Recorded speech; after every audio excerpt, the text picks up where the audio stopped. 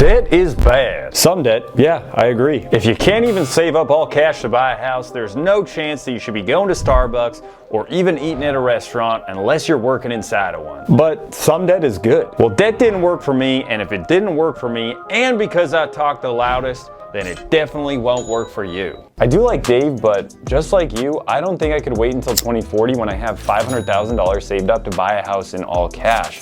Plus, by 2040, $500,000 in all cash probably won't get me that much house. What's up? My name's Avery. I'm a real estate investor and agent in the Raleigh, Durham, North Carolina area, and I love talking to you about how you can purchase that first rental property or buy that home. So in today's video, we're just gonna go over different financing options so you can purchase that property. And before we hop into those options, I know because you love my Dave Ramsey impression so much, you're willing to scroll down and make that thumbs up button blue. The first option we're gonna talk about are some owner-occupied loans with a low money down payment. Could be your FHA, VA, or USDA loan. VA and USDA loan are going to be a much smaller subset of typical people who are purchasing a home. A USDA home, if you go on their map, is in certain rural areas, so a lot of cities you cannot qualify for this USDA loan. But if you do, sometimes they're not too far outside of the city and you can put 0% down. Another 0% down loan option would be that VA loan. Now you do have to qualify for this loan, being in the military, being a veteran, and a few other options in order for you to actually get this loan. And sometimes there's also a funding fee associated with the loan, so you can put 0% down,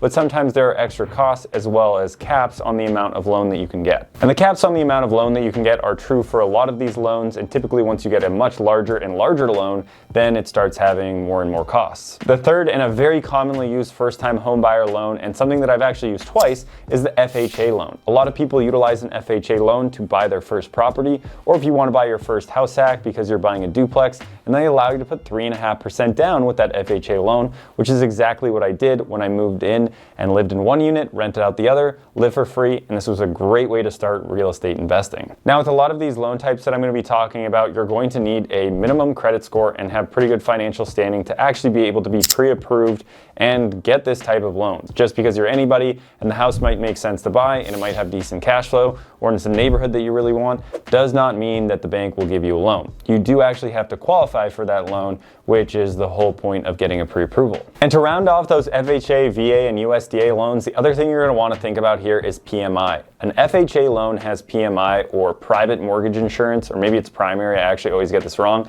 but essentially it is just an additional cost that goes towards your mortgage every single month because you put such little money down. The bank just wants to feel better knowing that in case you default, there's this extra insurance that really just covers them, and it kind of sucks for you and is there for the entirety of the loan. But VA and USDA, they actually waive that PMI, so you don't have that extra payment. The other thing about FHA is if you plan to buy a 3 or 4 unit property, this is not true for duplex or single family or condo or townhome, you do need to pass the FHA self-sufficiency test. This is a very simple test that just says that of all the units that exist, let's call it a 3 family, that 75% of the gross rents have to be greater than or equal to the mortgage. So let's say of all those 3 units you receive $1,000, your mortgage can't be greater than $750 in order for the bank to actually give you that loan. Now, today's interest rate environment and prices of properties, that might be very difficult to come by, but in the second options of loans, I'm going to tell you how you can get past this. The second option we're going to talk about is a conventional loan. Either you have non-owner occupied or an owner occupied option. And with that owner occupied option for a single family home, they allow you to put down as little as 3%. But if you're going to do a multifamily property, you have to put down as little as 5%, and it used to be 15%, so it's a lot less now. The difference between a conventional loan and why you'd want to do that 5% instead of the 3.5% FHA, if you're buying that 3 or 4 unit property, is you no longer have to take into account that FHA self-sufficiency test. So they don't care about that with the conventional loan, which makes it a lot easier for you to qualify. The other thing that's true of a conventional loan, as soon as you've hit at least 20, sometimes 25, sometimes 30% equity, you're able to remove that PMI payment that you have for the lifetime of the loan with that FHA loan. So that's really awesome, and essentially you'll just get an appraisal or broker price of opinion, and you can just drop that amount of money that's on your mortgage every single month. Now, it could take you a little bit to get there with just making the payments, or if you're doing some value add, aka some renovations, you could get there pretty quickly and really lower that monthly payment. And if you're doing a non-owner occupied conventional investment loan, typically you're going to be putting down 20% for a single family, condo, or townhome. And if you have a multifamily property, you're going to be putting down roughly 25%. Conventional investment loans are going to be slightly different in just that how you qualify, because they are going to take into account the amount of rent that you receive. So if you receive $1,000 in rent, typically they'll add $750 to your income that you have to offset the debt payment on that actual property. So sometimes if the property works out, all of the rental income that you're projected to receive can completely cover that debt, so it doesn't mess up your debt to income ratio. And debt to income ratio isn't something that I have yet hit on, but essentially it is your debt to the amount of income that you make. And a lender wants to make sure that your debt isn't too high compared to the amount of income that you get. So either if you want to make your debt to income ratio better, you can lower your debt, or increase your income, or of course do both. The third option that I'm going to talk about is a DSCR loan, or a debt service coverage ratio loan. Try saying that one 3 times fast, definitely pretty difficult. Just did it off camera and don't even want to try it again. But a debt service coverage ratio loan is pretty much as it sounds. You have to be able to cover the debt that is servicing that property, if that makes sense. So if you're going in to buy a property and it looks like it's going to have a $2,000 mortgage, the bank just wants to make sure that the amount of rental income that you're receiving is going to cover that debt. Now, there might be certain rules for this, the amount that it has to cover. It could just be that the rent has to equal the debt. Could be that it has to be 75%, whatever it may be, it's specific from lender to lender. The thing that's going to happen with your DSCR loan is you don't have to qualify with your own income or your own credit. It is purely just based on that property. They might ask for a little bit of credit, but it's going to be a lot less on you and a lot more on the property. And the one thing that's a little bit different with the DSCR loan is that you also are going to have a slightly higher interest rate, but that comes with the price of you not having to qualify for the actual loan and the property just having to qualify for the loan. Number 4 would be through private money. Now, a lot of people aren't going to have access to this or have the relationships, but maybe as you've been investing in real estate for a while, you might start networking and meeting a few people, and people who have a lot of money, but they just don't have a lot of time. So they want to give you money so you can invest with it and eventually make them more money. Now, this could look a couple of different ways. One way this could look is a lawyer or doctor who's super busy, has some money, but doesn't have time, gives you that money for you to go out and invest in real estate, do some renovations, some value add, you increase the value of that property, but instead of cutting them in on the actual deal, you're just paying them monthly payments and they're serving as the bank. The other way that this could look is that they bring in all the money and you bring the deal, the knowledge, all the renovation, time management, property management, and all that good stuff, and then you split the deal however you may see fit. This could be 50-50, 70-30 for the money, 60-40, however you can negotiate it, and whatever seems fair depending on the amount of money that you're bringing and how much you want that person to work with you again. Maybe you take a lower split because you know there's someone who's going to come back a lot. Maybe you've been working with them for a while and you've shown you can get them great returns, so they're happy with a lower split, whatever it may be, but that's a different way that this could look. Rather than just getting guaranteed payments, they get a lot of the upside of that property. Fifth option would be utilizing hard money. Hard money is a really easy way for you to get money without actually having a relationship. You just need to know a hard money lender. And this is similar to a DSCR loan in that it's just based on the property when they're going to give you money or not. Except that hard money is going to come at a much higher cost than pretty much any other loan types that we're talking about. If the average interest rate is going to be 7 or 8% on a conventional investment loan today, then a hard money loan might be somewhere between 12 to 15%. And typically hard money loans are short term. You might see them from 6 even up to 24 months, but that's probably going to be the highest amount.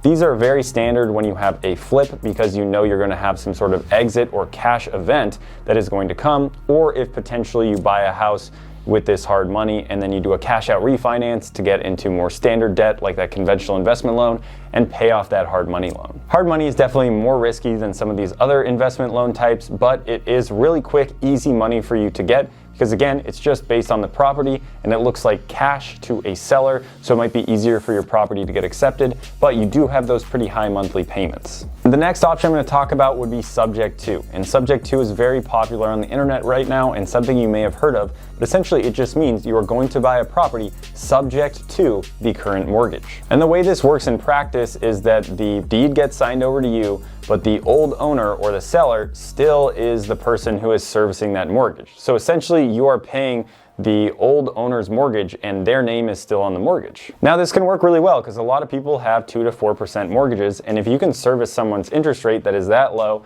in today's rate environment, then you can find yourself having much better cash flow and a lower mortgage, which could make the deal a whole lot sweeter. The difficult part about this actual strategy is that you have to convince someone to allow you to keep their name on the mortgage while you buy their house. Now, a lot of people do it. It's definitely not impossible, but you need to be well educated, understand the process, know how it works, and have pretty good sales skills. The other thing that can be a bit tricky with a subject to mortgage is the due on sale clause. So a lot of lenders will have a due on sale clause. That essentially means that the loan is due in full when the property gets sold. So if the property is sold and it still has the same loan and the lender catches wind of that, they may call the entire loan due. And if you don't have that money, you would be forced to sell. And if you're underwater, short sale, all that stuff, then all of your financing and stuff may get screwed. Now, this doesn't happen all the time, but with the prevalence of subject to in this strategy and more people talking about it, it's possible that the due on sale clause might get called on a lot more. Number 7 would be seller financing. Seller financing is really cool. I've never actually done a seller finance deal, almost had one under contract, actually was about to write the deposit before they backed out because the seller freaked out, not knowing whether or not I would actually make payments. But it's pretty simple in that you just utilize the seller as a bank rather than getting a loan from a real bank. Now that might sound weird, but if you think about it, when you get a loan from a bank and they're giving you $500,000, they're essentially just creating $500,000 out of thin air that you're paying them back, because that's really just how banks work. They don't have all of the money that they say they have. It's a lot of just numbers on a computer screen. If you're buying a house with seller financing, the seller wants to sell it for $500,000, you might give them a 10% down payment, and then the rest of that $450,000 that you owe them, you're gonna owe the seller over whatever terms you may wanna figure out. Maybe you do interest-only payments for 5 years, and then after that 5-year period, you owe them the rest of the $450,000, but you're comfortable with that because you know you can do a lot of renovations and do a cash-out refinance event and pay all of that off. Or maybe you just do a full 30-year amortized loan and you just pay them principal and interest over time. So this is again one where you need to have decent sales skills, be able to educate the seller, and it also has to be the right type of person. It's much better if they don't have an existing loan, because then you don't have to be able to pay that off and they don't have to be able to pay it off with the sale of the property. Plus you also want to have someone who's cool receiving those monthly payments and also comfortable with you as a person actually being able to make those payments. Because also typically a caveat with seller financing is if you're not able to make the payments, the seller usually resumes being the owner of the property they sold, but they may not even want that, so they may just want to traditionally sell it and not do any of the seller financing. But in a lot of scenarios, it could possibly work and be really solid for you because you might have a lower monthly payment. Number 8, and the last option for financing, and this really isn't financing, is cash. You can just buy a property in all cash, and these are definitely the best buyers that I work with as a real estate agent because it makes things a lot simpler. You don't need an appraisal, it can be much quicker to close, and there's really very little closing costs because there's no loan origination or all of that good stuff. So it's just a lot cheaper for you to buy a home if you utilize all cash, and it makes your deal a lot more enticing from the seller. So all cash can be really great if you have it, but then you haven't utilized leverage like we talked about with Dave at the beginning. So it may be good, it may be bad depending on the situation that you're in. So hopefully you guys liked that video and you appreciated that cameo from Dave. I really like talking to him from time to time, and I know he'd also really think it'd be a great idea if you would subscribe to the YouTube channel if you want to learn more about real estate or investing in real estate or the agent business itself. So thanks again for watching, and more wealth is coming your way.